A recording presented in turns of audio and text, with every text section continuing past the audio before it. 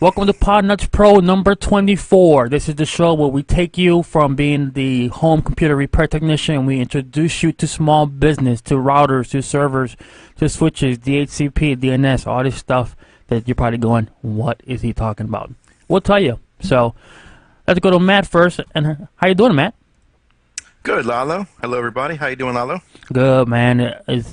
Last week was good, man. I got a chance to relax. I got a lot of stuff done around the house, and I feel I'm on full batteries. You? Oh, I'm drained. I'm on empty right now, but we'll see. I'm sure it'll get better. All right, then cool. And of course, you all know me, Lalo from BetterPCTech.com. Thank you for listening to the show, and hopefully you enjoy it. Real quick, I want to start off with a message from my friend Steve Cherubino, the man, the myth, the legend. He has a new product out that I would like to tell you about. Do you want to learn how to podcast like we do at Podnutz? So if you ever seen the show and said, that's kind of awesome, I wish I could do that, Steve has something for you. Steve Cherubino is putting on a How to Podcast Like a Pro weekend webinar next month. That's a lot to say. On Saturday, June 25th and June 26th, that'll be a Sunday, he's going to go over everything. Want to tell you everything? Everything from beginning to the end about podcasting. How to get started, the equipment, the communication, creating shows, getting guests, broadcasting live, setting up a website, the whole deal with iTunes, and plenty of more. I'll be here all day just describing this thing. There will also be a live question and answer session, so you can get all your questions answered. Don't miss it. You can go to howtopodcast.biz to get all the information that you need, or if you submit your info, you will get notified as soon as more information becomes available. And let's go to the site real quick, and you'll see it right there. Go ahead and and check it out at howtopodcast.biz. And I will tell you, Matt, and I am a walking testament. I also do another podcast, and Steve, I was fortunate that we live in the same town. He was able to assist me in every aspect of the podcasting world, how to do it. And if you were to actually look at this room, it's quite chaotic with all the technology. So thank you, Steve. But check it out. Go to howtopodcast.biz and sign up. So thank you. All right, Matt, what are we going to talk about today? Today we're going to talk about wireless in business. And I guess it could be applied to houses too, but mainly wireless access is becoming a need for almost every business. So that's what we're going to talk about tonight. And you're correct, because a lot of times when we get a client that walks in, a lot of the first questions that we get is, do you have wireless? I mean, it's just so common nowadays. So right, everybody expects to have it. It's just a given. Everyone has wireless, and everyone provides wireless for everyone who might come in the door. So that's what we're going to talk about. So we'll start off. There's in business two types of wireless that you need to worry about. The first one is for the employees, and the second is for guests. They have different needs. The employees, of course, want to connect wirelessly to the network and have all the access to their resources for their company. At the same time, the guests, like you say, they walk in and they want to be able to get off of their 3G signal, connect to your Wi-Fi faster, saves them some data plan packages, and they want to connect. So they just need access to the internet. And you need to separate those. You don't want guests sitting outside or in your lobby or in your building having access to your network. Now, for the people at home, what kind of access would be privileged to that you would not want them to have access to? Any of your company data, anything on the servers, if they're inside your network, they can pretty much do whatever they want to, especially combined with users that have weak passwords. A lot of things they can do once they're inside the network. Mainly company data is an issue. They could also do malicious things, implant viruses, bad code in your servers. The list goes on and on. Sure. I mean, and like you said, there's servers and printers, and if you have an NAS or backup the devices, anything behind your network that you think is protected, the Billy Bob and like the lobby room have access to. So That's right. And we'll get to it all. There's so many different things. Now, the easiest kind, I think, for the wireless to set up is for the employees. okay, I think that's the easiest. And that's the kind of thing where you see it all the time, somebody plugs in an access point in your network. They're broadcasting your network, just like you have a cable that they can plug into. So providing wireless to employees is pretty easy. Main thing you want to make sure is, of course, use strong encryption. The issue is coverage a lot of times. You might see somebody get a router with built-in wireless, okay, and that's going to go usually wherever the internet comes into your building. They put that there, and they hope it covers far enough. right, A lot of times, that's not going to cover it. So what you need to do in these cases, and one thing I see a lot is they'll go buy another one off the shelf, another Linksys wireless router. They'll plug that in. Of course, you don't want to do that because that's a router and it's going to create a different network and it's going to cause issues. right. But you see it a lot now, and I'm not really sure why, but the wireless routers are cheaper than the wireless access points, which I find strange. And that's why they buy them, because they're usually cheaper. So the main thing is, if you need to expand your wireless coverage in businesses, as you all know, you want to put the access point higher up on the wall. You want to put it at a central location. A lot of these locations where you're going to be putting these access points, you may not have a power outlet. You may not have a network cable. Of course, all these access points need to be hardwired into your network. So you run a cable from your switch to the access point, and then of course it broadcasts that signal out from that cable. So a lot of times when you're planning these wireless access points deployments, an ideal spot for the access point, you're going to need power, possibly, and a network connection for sure. Okay, and just to recap on what Matt's saying, you don't want to put a bunch of the routers, because the purpose of the access point is to extend your network, not to have 8 different SSIDs and 8 different networks across the whole building. So that's what Matt is describing here, the way to extend your wireless network across the building. That's right, because you already have the network, you just want to extend it. Routers are going to create separate networks. So when I put an access point somewhere, I like to put it high up on the wall, like I said, just for better coverage. One thing is, like I said, you need a hardwire cable to the access point, but the second thing is it needs to be powered, the access point. Now, high on the wall, unless you plan for it when you were building the building, you're not going to have power on the wall. In these cases, you can have a good access point, especially one designed for a business. They're going to have what's called support for Power over Ethernet, PoE, is what you might see. And what this means is you just plug in the network cable right into this PoE port, which is a RJ45 connector just for a Cat5 cable, but it also has power coming through that Cat5 line. Of course, normally you don't have power running through Cat5 lines, but with a Power over Ethernet, you do. Now, you can't just plug in any plain Cat5 cable into an access point and expect to get power. You've got to send the power through the network line. And there's a couple ways to do this. They have switches that are Power over Ethernet switches. So you plug in, and they're normally labeled. A lot of the HP ProCurve switches that I use, I think in yellow, and it says PoE. So you can plug it into there, and if it detects on the other end that it's a PoE port, it sends power through that line. Oh, okay. Now, sometimes, let's just say you need one access point somewhere at the other end of the building.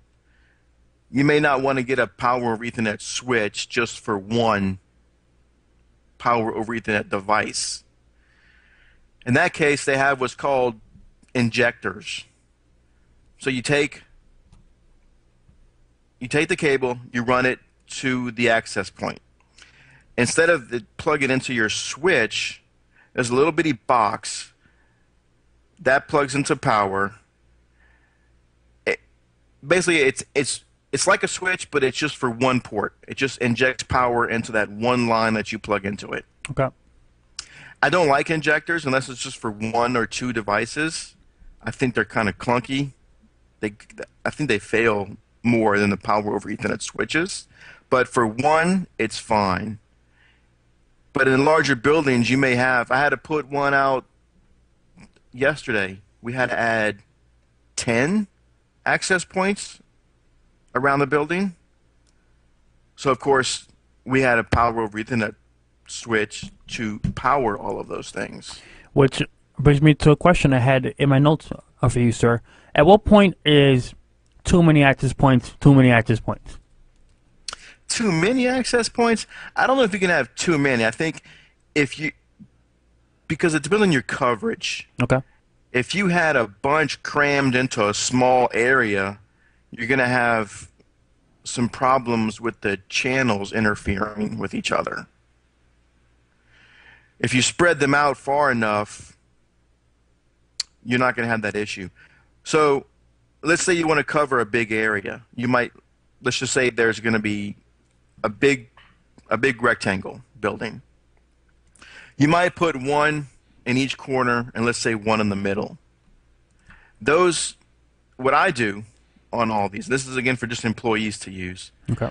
What I do on these, I put them all, first of all, let me backtrack.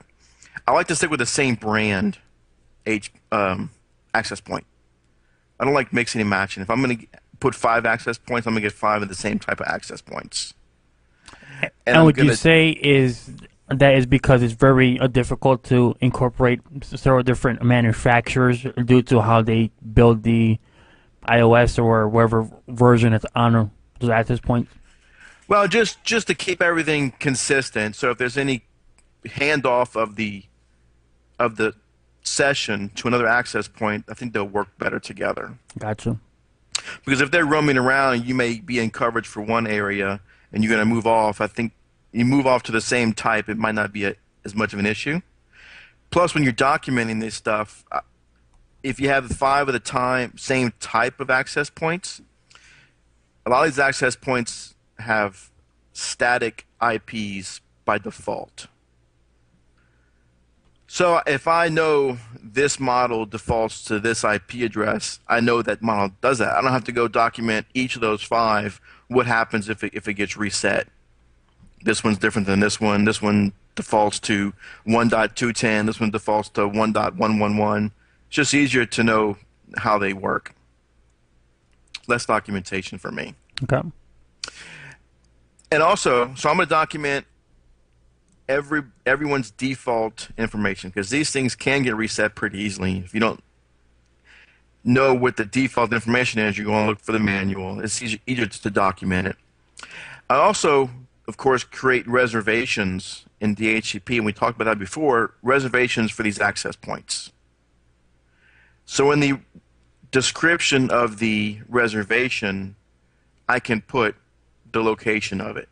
I can say southeast corner or front left building in the description so I know where this is just by looking at the reservation. I can tell its IP address and where it's at. So I'm going to have, let's say, 5 of these. I'm going to use the same SSID on all of them, same password, but different channels so the channels don't interfere with each other. So I might have 1 on 1, 1 on 5, the middle one may be on 11, and the back 2. You can use the same channels if they're far enough away. If there's no interlap of the two access points, which there shouldn't be because they should be spaced out enough so you just have a like zone 1 overlaps zone 2 so there's no dead spot. Right. So zone 1, zone 2 would use different channels. Zone 2 and zone 3 might have a little overlap. Zone 2 and zone 3 are going to use different channels. So it's okay if 1 and 3 have the same channel because they're not overlapping at all. Right. And do you use the most common channels, which I think are 1, 8, or 11? Right. You can stick to those. Okay. I usually stick to those 3. All right. Because you're going to have bleed over anyway. They're not exact. If you say channel 1, it's not exactly channel 1, as I'm not sure if people know, but it's not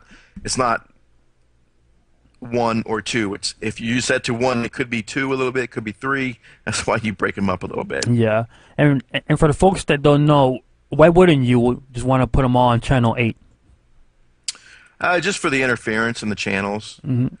Just like if you're dealing with a home and they have issues with their wireless signal dropping in and out, if you do a site survey, you're going to see almost everybody around you is on the default channel of 6. So you go to 1 or 11, whichever one's less crowded, you're going to have better results with their wireless.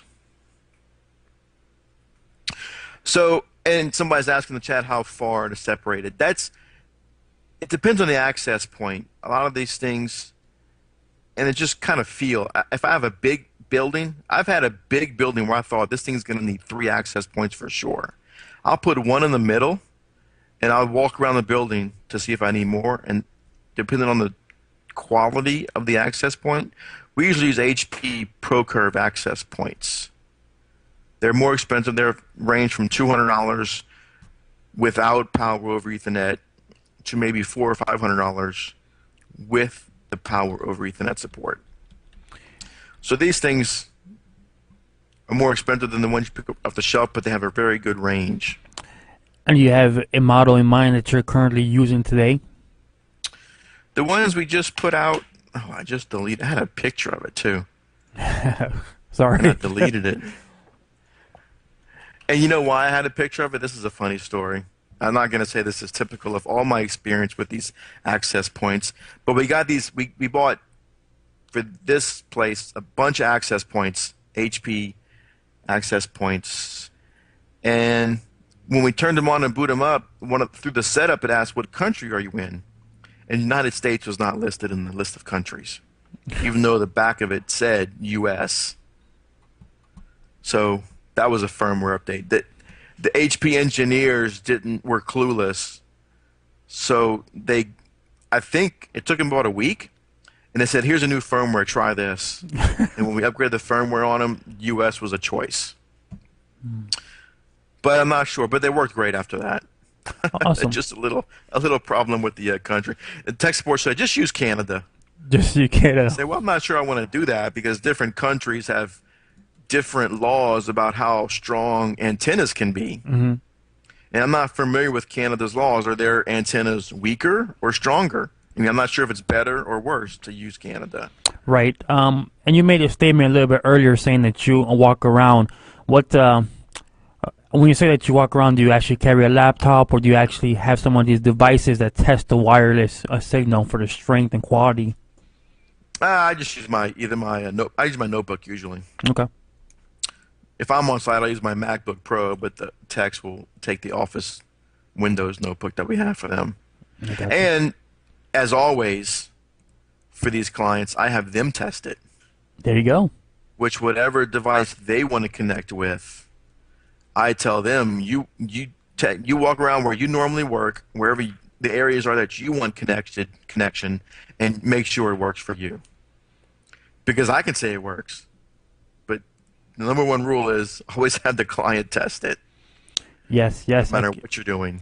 I can't tell you as a noob, back in the day when I first got introduced to this field, I would walk away knowing that it worked, and then I get a phone call saying it doesn't work, and and it was just a user error for the most part. But yes, before you walk away, like Matt's saying, have them test it out.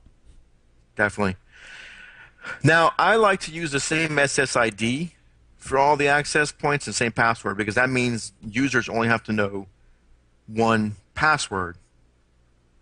Some people like to use different SSIDs so they can tell just from the SSID which access point they're connecting to.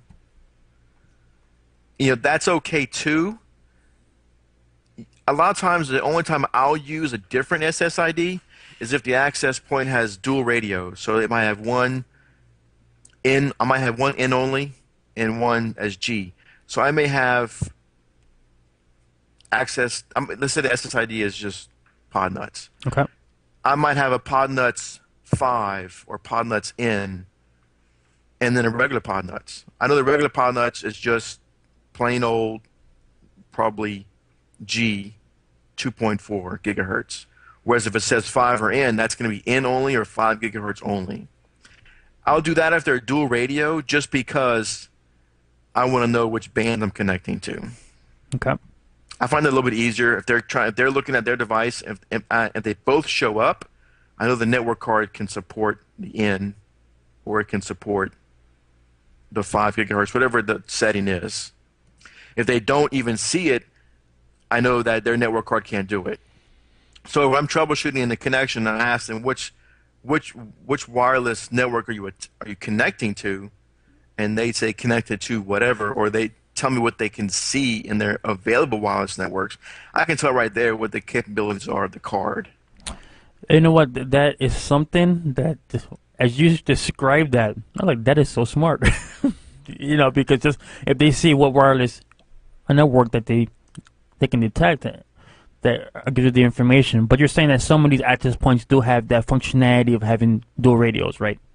Right. Okay. Some do, and it all depends on what their need is. So some do, some don't. A lot of these ones you're going to pick up in the store, even the Linksys, I think it's the E4200, it's almost $200. They've got dual band. I know the Apple Airport Extreme has dual band.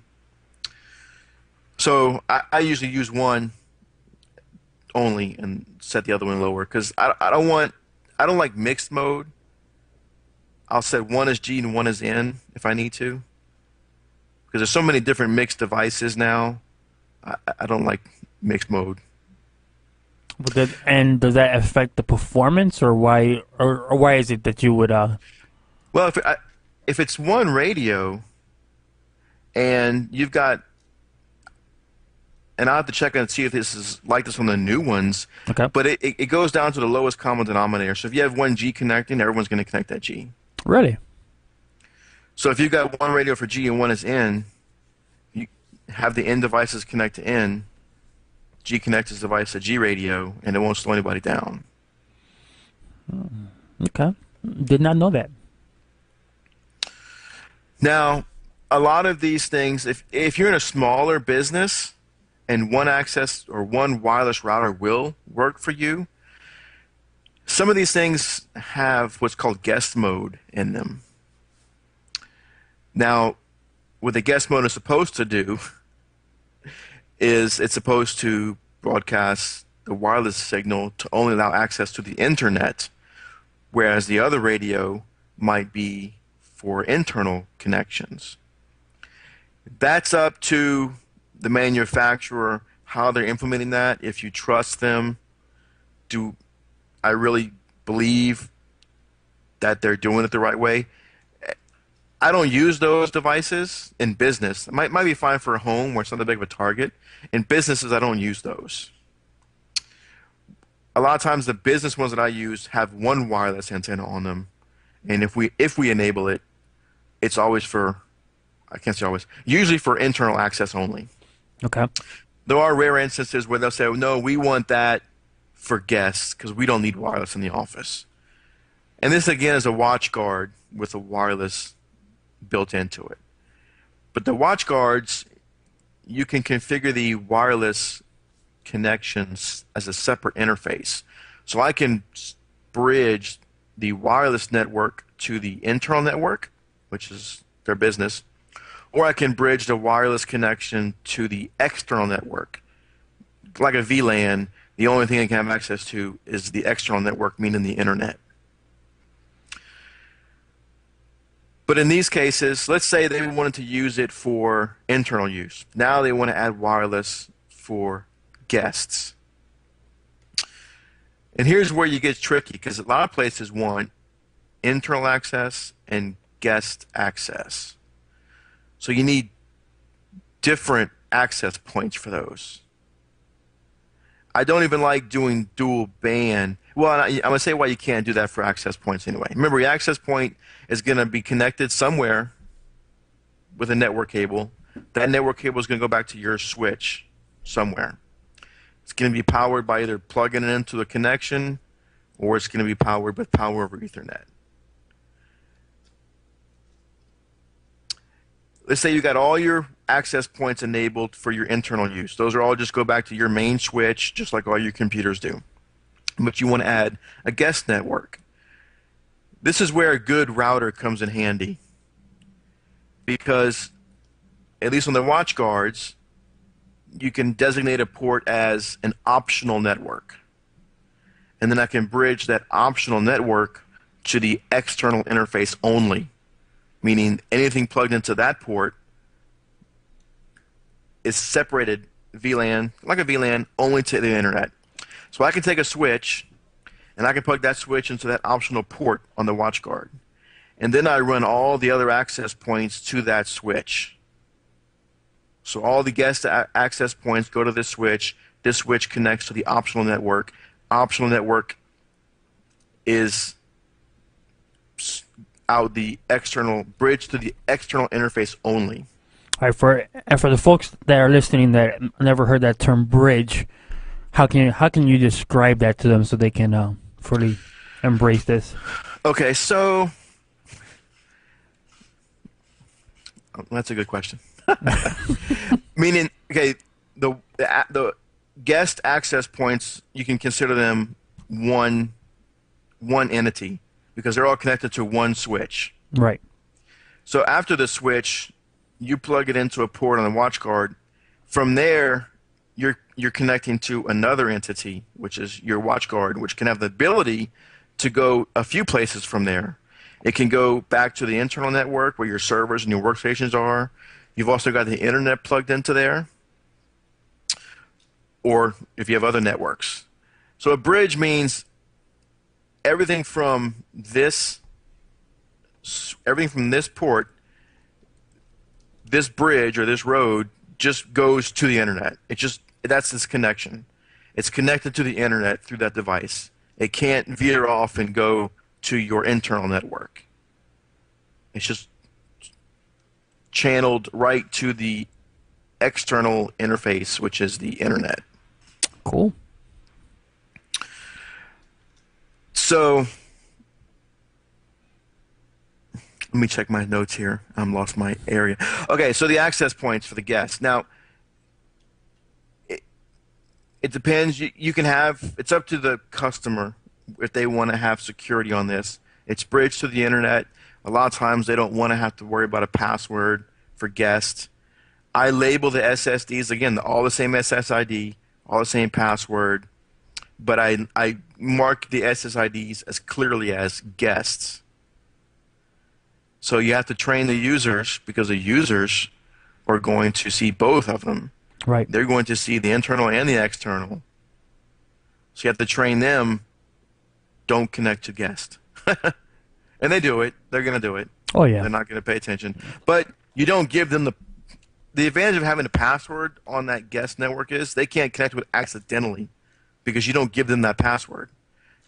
Normally the people coming in are going to ask the receptionist or somebody else what that password is. She might have it to give out to customers who come in, but the users don't have it. So they can't connect to it accidentally. So and that's up to the customers. And it's the same thing for those. And you might have them right next to each other, but if they're right next to each other, you got to watch the channels too. So if I've got two in the lobby, one for guest and one for internal, they're going to be on different channels. So you got to kind of watch the overlap when you start adding guest access points. Now, luckily, guest access points that I've done are typically kept to the waiting rooms or reception areas, but I have had to run them to the main offices so people who have phones can connect while they're in the offices too. Really? I mean, you've had that on demand where they wanted it spread throughout the whole entire office. Oh yeah, they Wow. wanted it. And 'cause I agree, 9 times out of 10 when I walk into a building or where I work at now, they're only isolated to the lobby where the public can access them. So Yeah, and sometimes you're not going to have the ability. I had this happen a few weeks ago. That you don't have the ability. They might have a cheap router. They don't have an optional network. They've got a Linksys, so they can't have the security of separating this traffic. And what I had a few weeks ago, it was a business, so of course we had a static IP address for them. And most businesses that I've come across for cable internet, not for DSL, but for cable, and they had cable internet. If you have a static IP, you can assign the static IP address to your router, and that's what you get. But if you put your router on DHCP, you'll get a DHCP assigned address from the ISP. So what we did in this case, because they just wanted to add one access point for the lobby, and their built-in wireless was for them. So we got a switch from the cable modem to the switch. Their router plugs into the switch with the static IP. Another router, wireless router, plugged into the switch on DHCP on a different network. They get a DHCP address, and that's the guest network we use for them. so that guest wireless router is picking up another private IP from the network. Am I correct in saying that? They're on a different subnet, so that Right. router is set up for a completely different subnet, and that router has a DHCP public address from the cable. So they're going out a completely different internet connection in that case. Oh, I got you. Okay, I got you. Yeah, so now we wanted to put in a switch that we could do a VLAN just for more security to separate them from at the switch level, but they just wanted a cheap switch. So they didn't go with our suggestion. VLANs are nice for those that might not know what VLAN is. You can have two ports next to a switch right next to each other. You can isolate that traffic so the 5 PCs plugged into or part of VLAN 1 will never see the PCs in VLAN 2. That's quite common, and I've done it for businesses that they have the accounting group and they have access to information that they don't want everybody else to see. So the accounting department are part of a VLAN. Yeah, and you see that more in bigger businesses. Small businesses, we don't do that a lot Right, because they don't need that as much. right. I wanted to do it in this instance just to separate the traffic because it was a doctor's office and they had security concerns. But those security concerns didn't apparently extend to a more expensive switch. So. If it costs more money, we don't want it. But that was one way to do it because they could have bought a second static IP address, but there was no reason to have a static IP on a guest network. So that worked fine. We tested it because we got the switch and we plugged in a notebook and it picked up a public IP. So it's been working for a while. I don't think Cox is going to do anything about it. Like I said, we've done that a few places, and as long as you got your static, you got a dynamic, and never had an issue. Now that was not going to work for your DSL because of course you got your DSL modem. Right. But for Cox, it's works well, and I imagine any cable provider would do that too. Now I use WatchGuards. I've had to put some wireless systems in where they had sonic walls Oh, the mighty Sonic Wall. with built-in wireless. Now, I'm sure Sonic Wall is a good product. A lot of people use them. I prefer the WatchGuard interface over the Sonic Wall interface. And what I came across with the Sonic Wall, I didn't care for. And I'm sure it's more secure. But the Sonic Wall wireless, and they may have changed this in the past year or two that I've done this, the Sonic Wall wireless was giving out IPs on a different subnet. So they separated the wireless connections. They were doing the same thing where I was saying we set an optional network and bridge it to the external interface. Same thing that SonicWall does by default. They have a different network that can only have access to the internet. Now the problem with this is, that's fine if you just want internet connectivity on this SonicWall. Okay. But this was for internal use. The way that SonicWall handled this in the past, and it may have changed now, but the way they did it was you had to they had a VPN client you had to run on the machine. So you connect to the wireless, then you run this VPN client, which then VPNs back into the internal network, which I think is one step extra just to connect to your internal network. Oh, and I totally agree. And I haven't touched a SonicWall in about 2.5 years, and you are correct. And we had to run a VPN client that at the end of the day, and we're like, why? But yeah, I didn't care for that, but that was my preference. I just told them this is what you have, so this is the way it has to work, and it worked fine for a little while. But then they got a wireless camera system, and the wireless cameras recorded to a DVR on the network. So connect the wireless cameras, but guess what? The wireless cameras are getting a IP address on a different subnet. oh, You can't run a VPN client on a camera because it's not Windows. So I thought, well, okay, we're gonna have to add another access point and not use the built-in SonicWall wireless.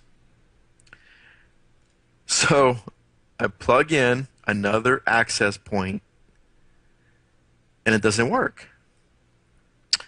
And I'm looking in the SonicWall interface, and I don't remember the exact menu option, but it was in the wireless section. Basically, I had to, and I like this feature. If you SonicWall detected another access point, you had to approve it. So I had to log into the SonicWall and say, yes, this is an authorized access point. Allow it to communicate with my network. that's pretty neat. I like that because a lot of issues that come up with wireless in businesses is that somebody just goes and plugs in something somewhere, an access point, a router, something.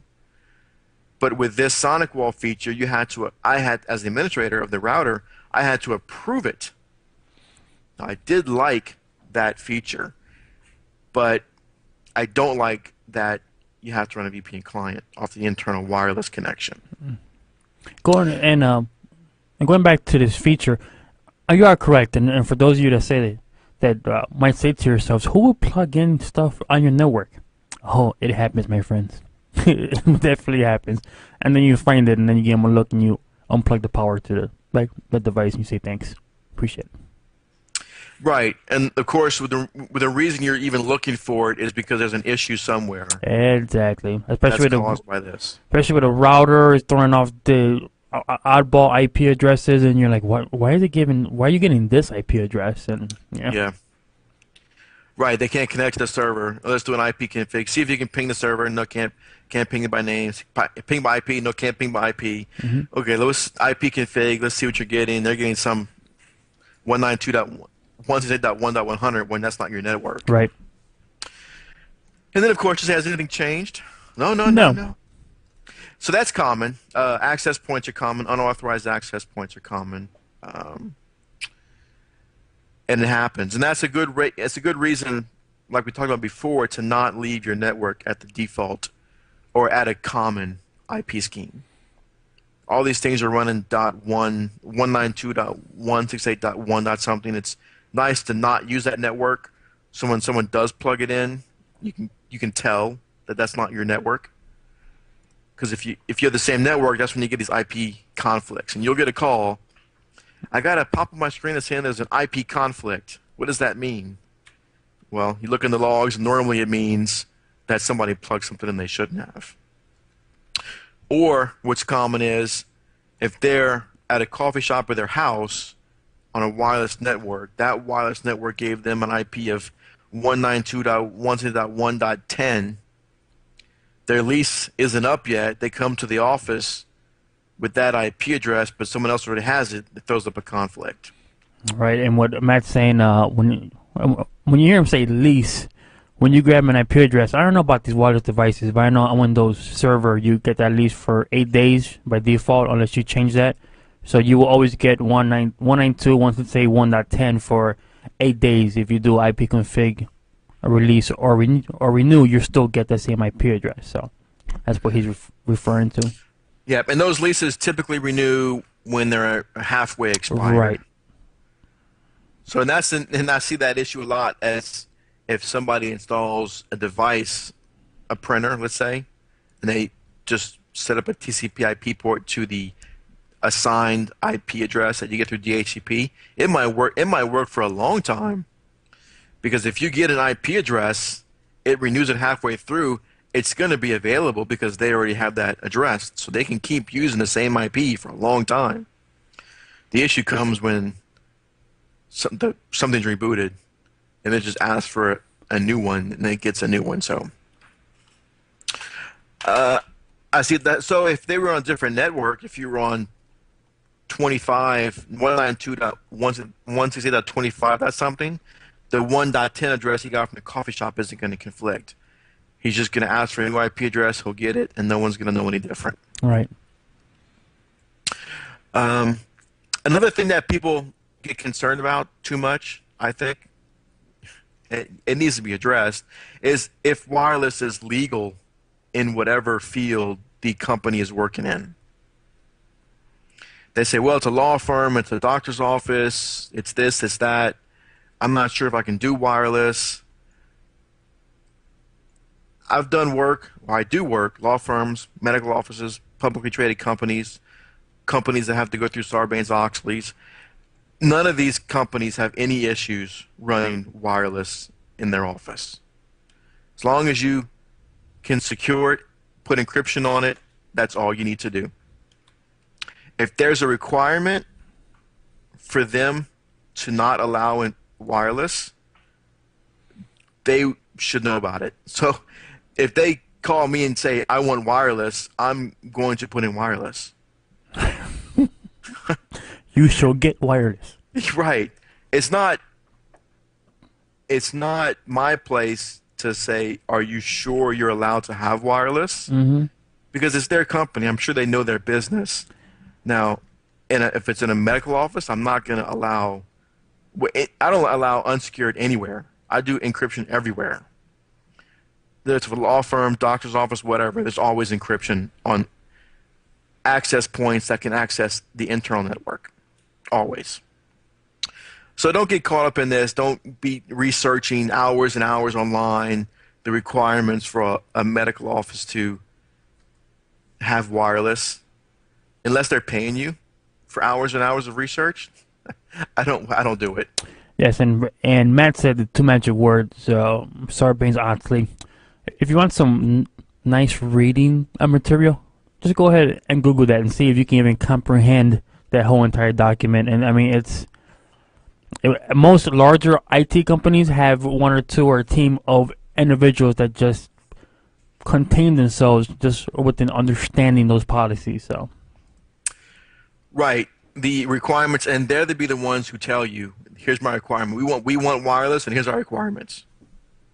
They'll know. And if anybody has restrictions on wireless, they'll have paperwork. And again, it's up to them to provide it to you. But if there's an audit, we've been through audits before. The first phase of the audit that I've been through is they say, here's what we're going to be looking for. Make sure it's this way. And if there's a wireless section in there, then I can check it and see if that's what we've done. It's not like somebody's going to come in and arrest everybody that's set up wireless. Or, so just all we can do is encrypt it, and that's a wireless standard. So just don't get caught up. I've seen people who've been researching. They said for weeks if they're allowed to put wireless at the doctor's office. Wow. And I said, well, did they tell you they were concerned? Did they tell you they had concerns if they were allowed to do this or not? He said, no. Okay, well then just put it in. That's Yeah. weeks you're not going to get back. I mean, it's not billable. Yeah, no. And for those of you that have been through audits, I don't know if you go through them a lot with small businesses, but with larger environments, and like you kind of do, if they find anything that goes against the audit, they'll tell you to change it. I mean, it's not like Matt saying, and they're gonna call the team that took out Bin Laden, and take your whole entire wireless network out, They're going to come at you with silent helicopters and SEAL Team 7 next time. So yeah, just secure it. But again, I secure every wireless network that I set up. Every wire. And if it was a home, I don't even give them the option. I just tell them, yeah, it's required. You have to have a password. And if they say, can't you do it without a password? I said, no, I don't think this model allows it. I think you have to have one. They're not really going to know. Yeah. What type of encryption do you use for the business type of environment? Oh, it's always WPA2. There you go. That's the answer I wanted to hear. Yes. If you use anything else, you're not really doing any encryption. And I've got some places, I put wireless in somewhere. It was pretty recently. And it was set to WPA2, and everybody could connect except for one person. And so when I'm troubleshooting wireless, I may just kill the encryption, no encryption, while I'm testing. I'll test, can I connect? Yes, good. Put the encryption back. Or I might try different encryption levels. Whatever he had, it only supported WEP.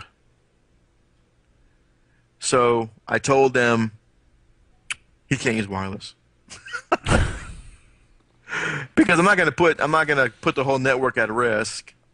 And I agree. And you just said a critical troubleshooting step, especially when you're dealing with wireless. And I learned the hard way. Then after a while, I said, let me just turn off the encryption. Then, if it works, and then you have a device that possibly might not support WPA or WPA2. So that's a good tip for you guys and girls out there. Definitely, yeah. Turn off encryption is the first troubleshooting step. After you make sure the wireless card is on, of course.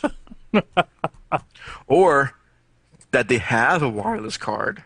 Mm-hmm. I've had people call me saying they can't connect to wireless, and they had no wireless card. Which I let them know it makes it pretty hard to connect to a wireless network. But going back to the wireless being off, we have a good chuckle about it. But these laptops, all of them come with a nice little button that's quite convenient to hit by mistake, and it turns off the wireless card. And then you go over there, and you go and you hit the button, and you go, and that was it. Yeah, pretty much. Right, and I don't. You might tell them, look for this button, look for this button. I just say, let me know the model of the computer. I pull it up, and I tell them, you're going to have this button here. Because if you have them look for it, it is kind of confusing sometimes. And sometimes you have to look under the notebook, under the lip of the notebook, and it's there. So it is kind of hard for them to know what they're looking for. So I look up the model, and I said, hold on, I'm going to look for it, and I find it. Mm-hmm. Because you don't want them just pressing buttons, because that's what they're going to do. Yes. They're just going to start hitting buttons, and before you know it, you have a new problem. So just look it up for them. Yep. No, and then, like, especially in this day and age, laptops are awesome, but there's no standard to them. I mean, some have, like you stated, buttons by the keyboard. Some have a little toggle switch on the side, or, I mean,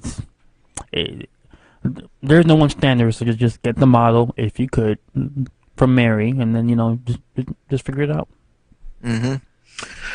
Now, one thing I noticed about these access points, of course, document just like everything else. Document the default username and password, default IP address I've said, but then of course change the password for these access points, because a lot of times they're not changed. Right.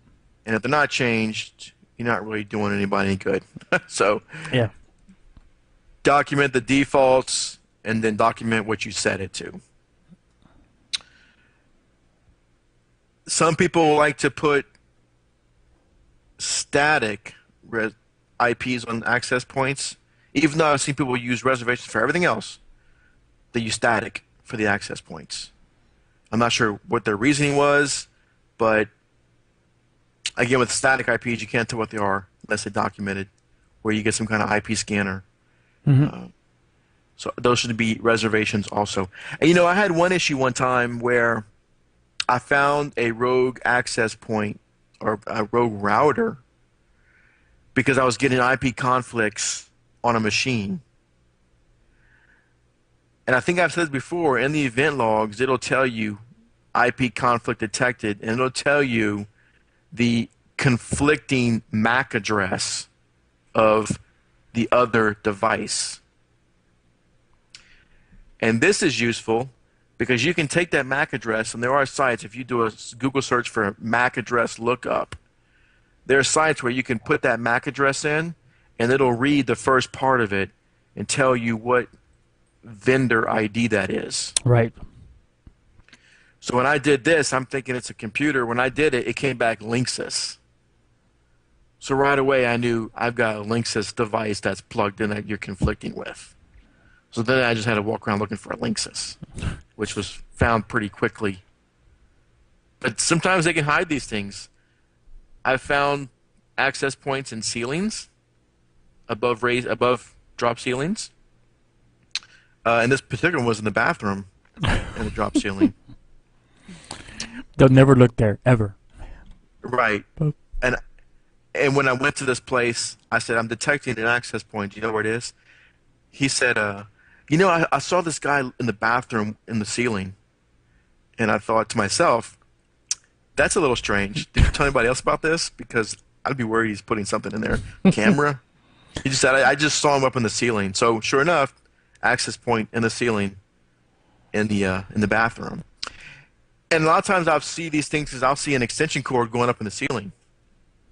And I always, whenever I see and it's happened a few times, when I see extension cords in the ceilings, I have to ask what that is or look, because there's no reason for legitimate reason for extension cords to go into the ceiling. None. And you know, me, I just see it like a treasure hunt, you know. What's up there? So, and half time they don't know. Yeah. I don't know what's up there. But this one above the bathroom, actually, what he had done was he actually ran an extension cord in the ceiling all the way back to the server room. So you couldn't see anything. Okay. Now, had I not asked this guy who happened to notice somebody was in the ceiling above the toilet, I would have never found that access point. I'm not sure if he did it on purpose, because the only thing I can put to hide, and then to run the extension cord back that way, is to hide it. Because if you ever need to service it, it's not that convenient to go stand on the toilet and get on the drop ceiling. But hey, you know, I guess if you had to, like, that room would serve a multi-purpose, huh? You'll see a lot of strange things, and if it's strange like that, it's usually intentional for a reason. So. Yeah. Now I'm not sure. Did I describe the power of Ethernet switches enough? They're not typical ones that you get off the shelf. Right. They're more expensive. You may be able to find some in the stores, but typically we go with HP switches. So again, these are specific switches that send out power across that Cat5 line, but only if it detects that the other end is plugged into a power over Ethernet device. Because you can plug in regular Cat5 cables to your computer, and it won't send power through that because it's not detecting a PoE device on the other end. Is there a model that you're using today where I can look up for the good people at home? Let me see if I can find one.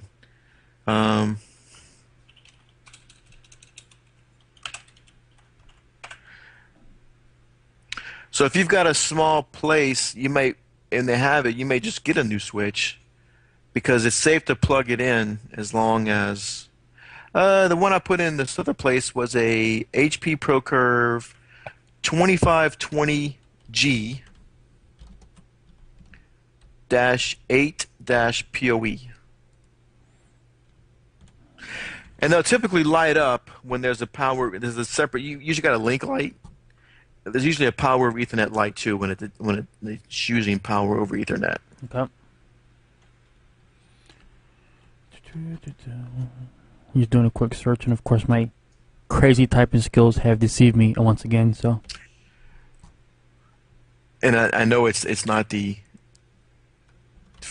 easy naming convention of the HP ProCurve line. 2520G, 8. Of course, a G stands for gigabit. Right. 8 is how many ports, and PoE is that it supports power over Ethernet. So when you're ordering your access points, when you're doing the site survey, you want to see where you're going to put the access point, and then just know, how am I going to power this? Is there a plug nearby, or am I getting the PoE? So that you should know when you're doing your site survey. Okay. So make note of that. Now, when you say site survey for the good people at home, what does that consist of? For me, it's walking around and just thinking, I need one here, I need one here. Wherever you're going to place your access points for the coverage that you need. So, and you also want to find all of your cold spots or your dead spots per se. Right. And normally what I do is, if I don't need to cover the entire building, I walk around with the customer and I say, at what areas do you need coverage? So then I'll place access points that I think will cover that area. And after they're mounted, we have them test to make sure they have the coverage in the areas that they wanted. Okay. Sometimes we'll have to order another one. Sometimes it's good. Like I said, we had a big building that we thought for sure we'd need more than one, but we put one and it covered the entire building, Sure. Even the far corners. With that, let me see if I can find that model number. Yeah, and what you're saying is, as long as the major production areas are covered, if you have a corner that is not covered, and it's just a room of closets, I mean, you don't have to really concern yourself about that. Yeah. Right. I'm not usually worried about little John on his lunch break in the corner. Yeah, but just for heaven's sakes, let Mary have her wireless. Don't piss Mary off. Yeah, wherever Mary needs it, she's going to get it. Mary will get all 5 bars at all times. Let's see. This access point that I put in over here was the HP V-M200. All right, just give me a second. I'll find it for you. 802.11n. So now this is the one where it says US, but they somehow left off US from the firmware. All right, and I'm showing it on the browser now. That's what Matt is referring to as a HP V as in Victor dash M as in Mom 200. Has the 3 antennas. Does this one also do the dual band and the? This one did do dual band, yes. Okay. Yes. And on this one we had the main SSID and then whatever it was 5, I think we did. Okay. On that one. Just so he can detect that. I think on this one we did put all the same SSID. I think the client initially wanted them different. But normally when they ask for something like that, I'll ask them what they're trying to accomplish.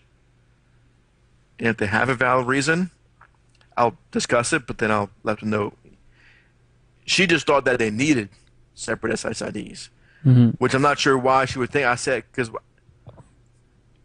when she walked around and saw they're all the same, even though they all worked, she said, well, they need to be different. And asked her, why do they need to be different? Yeah. But in the end, she thought they just needed to. But I'm not sure why. But she thought that because they worked. All right, and for those folks at home, I mean, just to give everybody a visual, if you have a building, let's say 4,000 square feet with a bunch of access points, someone should be able to take their mobile device or with their laptop and walk throughout the building seamlessly and still be on the wireless network without changing anything. Would that be correct? Yes. Mm-hmm. And these access points also, you have to be concerned if you want to put one in the lobby and for some reason you've got 50 people in there at once. A cheap access point is probably not going to handle 50 connections at once. It may or may not. So just like anything, you can overwork it, a device. Mm-hmm. So these things usually have real limits of how many people can connect, and you've got to read the specs. Exactly. But just know that a cheap access point may not support everybody. So one reason of getting multiple access points is to spread the load out too. So just keep that in mind. I'm not sure what kind of company is going to have 50 people in the waiting room at once. Cox Cable waiting room. But just know they do have limits. They do have limits, Yeah. and you can there's something to be concerned about. Sure. They might say so and so are having trouble connecting. Some people can, some people can't. That could be an indication that it's overworked. Mm-hmm. But normally, these businesses who supply internet for the guests don't usually care about the guest network because they don't want to spend money on me to go out there to troubleshoot why a guest who's only there for an hour can't get online. Exactly. And most people, I mean, it's kind of human nature. If I go somewhere and I see a free wireless, if it's McDonald's or whatever the case may be, if I can't connect, I'm like, okay, it's crap. Who cares? I'm not really overly concerned. And some of those places might have overworked access points too. Mm-hmm. So they may have put it in, they just can't handle the load that they're supporting. Right. The most I tell them is power cycle the access point. If you have guests complaining about it, power cycle it. And of course, power cycling, because I have to explain it to the receptionist, is just pulling the power out. And show them the power cable because they get confused of which one's the power cable and which one's the network cable. You bring up a good question. With your switch there with the power over Ethernet ports, is there a way to reboot that access point up in the ceiling by doing something to the port? Yes, there is. That's a very good point because I had access points in a warehouse where you had to get a lift. A lift was 30 feet up in the air for these access points. And it's very easy to reboot those access points. You just unplug it from the switch.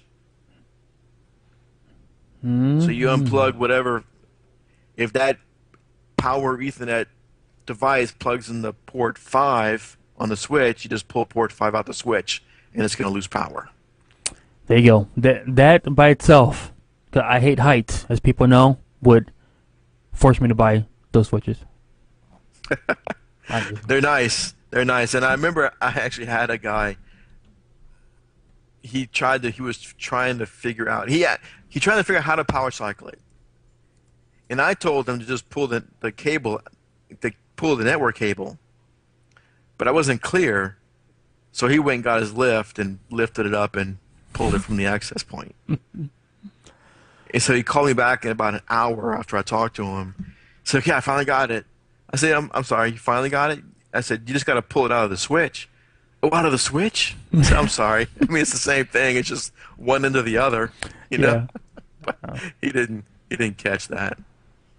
So that was pretty fun. Yeah, but that's the easy way to power cycle those things. Just pull them out of there. Of course, that's why you want battery backups on your switches too, because if the power blinks, all those things will reset, and you may not want that. And I like power over Ethernet because if you plug in a wireless access point on the wall, even if there is a electrical outlet on the wall, and it may not be mission critical. I like to have battery backups on devices, so there's no battery backup that you can hang on and I'm not sure you want a 10-pound battery backup hanging on the wall in the hallway. It's going to look pretty ugly. Power over Ethernet, you can supply battery power to them. Nice. And of course, they may not be mission critical. They may say, "Well, I don't care about it. It doesn't matter if it goes out." And they say that until somebody's on wireless and the access point goes out and they lose all their data or whatever document they're working on or their download or something is going to come up. So I'm always amazed compared to a wired workstation, the wireless guy will scream first before that that workstation guy who's wired in will. Yeah, and wireless, I don't recommend wireless to anybody. The reason a lot of times they have it now is if they don't feel like running a network cable to the computer. It's just easier to put an access point there for them, or they want to have access from their phones, which is the most common thing now. So, Yeah, I used to work for one of the past companies I used to work with had an office out in Brossard, uh, right by you, yeah, and the whole building was wireless because whoever was there took the tree trunk of Cat 5, the cables, which is a large trunk, and they just chopped it for some oddball reason. And me and the old network admin never understood why they would just chop the whole trunk off. So the company, instead of wanting to rewire the building, they just put a bunch. You know, it was just a warehouse, but so they just put a bunch of these access points. hmm yeah, I had that one time too. It was an accounting firm, and they went into their new building, and where all the cables came from the ceiling, you could tell the cables came from the ceiling, and they had, you could tell where the switches were mounted on the wall. You know, maybe 7 feet from the top of the ceiling. Okay. They didn't just unplug their cables. They cut all the cables at the ceiling. And when I walked inside the room, and you, Matt, probably got the same reaction of like, why? I was like, what in the... I said, this is going to be nice. And there was no slack. I thought, normally, when I run a cable, I'll leave some slack in the ceiling. Oh, of course, of course. You got some repair margin to worry about if you need to re-terminate or something, Sure. some kind of repair margin. Sure. They must have pulled all the slack and then cut it at the ceiling because there was no slack at all. Yeah, and That was pretty funny. even to this day, I don't remember too many things because my mind is slipping these days. But I will always remember that giant tree trunk just hanging up from the ceiling. I mean, it was pretty thick. It was at least anywhere from 50 to 70 like cable runs, and I was like, wow. Well, for me, in this particular case, I thought it was a good thing because it was Cat 3 cabling, Oh, okay. and had they not cut those cables, they probably would have wanted to use them. Yeah. So in your case, it was definitely good because then like the customer couldn't say, I want to use that. Right. And I could have just terminated them in the ceiling and ran patch cables down to the switch if I wanted to. Right. I didn't want to. I'm not going to put that kind of network in. Of course, you're going to hear about speed problems, and Mm-hmm. And so I can just tell they had all their Cat 3 cables, and they took their big, huge 3-com hub with them. wow. If I can only, while you're talking here, I'm gonna find an image for the people at home that don't know what a 3-com hub looks like. Yeah. All right, cool, man. Is there anything else that you're bringing to the table? No, that's. I think that's it. Do we have any emails or anything else?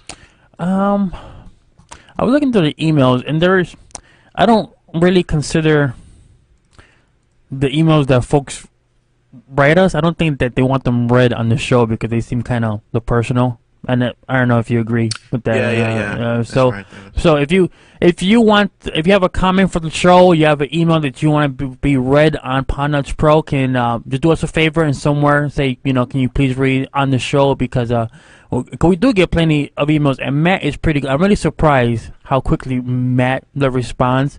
But he does respond to a bunch of emails. But again, if you want to read on the show, just let us know. So. Yes, I try and get to all the emails. Sometimes No, one or two you do might a good get job. lost in the email queue, because if I don't get to them in a day or two, some of them might be buried. Yeah. So. Kind of like my email from my clients, which is why I tell them not to email me directly. Exactly. Email the help desk. Right. So, but I'll try. Yeah, that's a good point. Put on there. Okay to read on show or something. So Yeah, because I mean, there is some stuff said that I know when I used to be like a listener, back when Steve started on episode 1, I would write him a bunch of emails and I would tell him in the subject line, please don't read on the show, because it was just a comment that I had for him. So, all right, man, very cool, man. Tell the people at home how they can reach us, man. They can reach us. Well, they can reach me at matt@podnutz.com.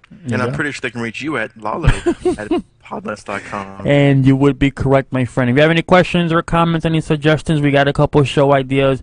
Just let us know. This show is for you at home. Like the whole mission of Podnutz Pro is to help you just walk away from the show knowing a little bit more than you did before you listened. So, always go to like the website podnutz.com, and then you can watch and listen to this show and Steve's other beautiful show. So, anything else, Matt? No, we got some suggestions for some shows. We're going to put those in the queues. Mm-hmm. But I think next week I had planned to talk about installing SSL certs on a small business server, 03 and 08. Installing, renewing, that kind of stuff. And that would be a good topic because a lot of people, believe it or not, find that intimidating. And you might ask, why is that? I said, because just think of the stuff that requires that. You got Outlook Web Access, you got certain websites, and if you kind of screw that up, that site might not come back up.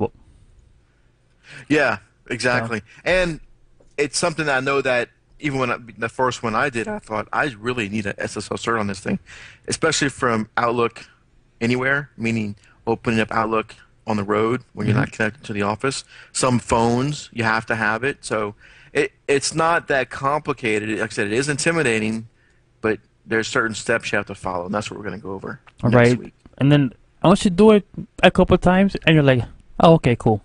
Not a problem. So we're looking forward to that show. Well, again, thank you for everyone who's listening to the show, who's watching it. If you downloaded it via MP3 or if you went to podnutz.com.